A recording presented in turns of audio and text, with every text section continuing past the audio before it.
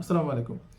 বর্তমান আমাদের সমাজে দেখা যায় কেউ কোনো তুচ্ছ ঘটনাকে কেন্দ্র করে আরেকজনকে হুমকি প্রদর্শন করছে। হুমকিতে কি বলছে তারা?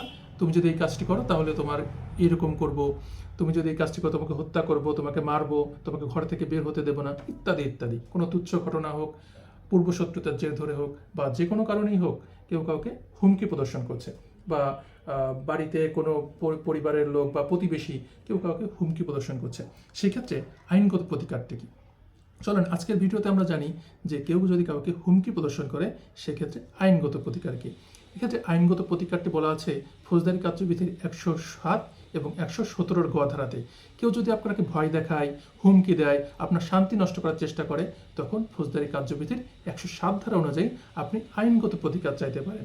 এই ধারার মূল উদ্দেশ্য কাউকে দণ্ড প্রদান করা নয়, অপরাধ ঘটার আগে সেটি প্রতিরোধ করা। এই মামলার সাথে 107 ধারার সাথে 117 গ ধারা তখনই যুক্ত হবে যখন এই মামলাটি করার পরে আদালত থেকে তাকে বন্ড দিয়ে মুক্তি দেওয়া হবে। অনেকে প্রশ্ন করেন এই মামলাটি কোথায় করতে হবে, অর্থাৎ কেউ যদি কাউকে হুমকি প্রদর্শন করে এই মামলাটি কি কোন আদালতে করা যায়? এই মামলাটি কি চিফ জুডিশিয়াল ম্যাজিস্ট্রেট আদালতে করব, না জজ আদালতে করব, না কোথায় করব?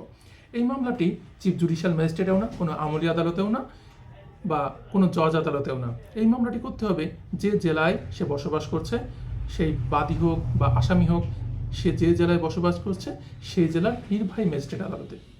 নির্বাহী ম্যাজিস্ট্রেট আদালতে সেই মামলাটি দায়ের করার পরে, কারণ একজন আইনজীবীর মাধ্যমে মামলাটি দায়ের করলেন, দায়ের করার পরে যদি নির্বাহী ম্যাজিস্ট্রেটের মনে হয় যে আসলেই সেখানে শান্তিভঙ্গ হচ্ছে, সেক্ষেত্রে নির্বাহী ম্যাজিস্ট্রেট একটি তারিখ দেবেন আসামিকে আসার জন্য, অর্থাৎ আসামিকে নোটিশ প্রদান করবেন যে আপনি আসেন, এসে বলেন যে এখানে কি ঘটনা ঘটেছে, আপনি এখানে কি আসলেও শান্তিভঙ্গ হচ্ছে কিনা। সেক্ষেত্রে যার বিরুদ্ধে সেই মামলাটি দায়ের করা হয়েছে সে আসবেন, আসার পরে যদি বলেন যে আমি বন্ডে মুক্ত হতে চাই বা আমি এই কাজটি আর করব না, এই কাজটি করলে আমার এরকম হতে পারে বা এরকম হবে, সেক্ষেত্রে সেই নির্বাহী ম্যাজিস্ট্রেট তাকে মুক্তি দিতে পারেন, অর্থাৎ একটি মুচলেখার মাধ্যমে তাকে মুক্তি প্রদান করবে নির্বাহী ম্যাজিস্ট্রেট। তো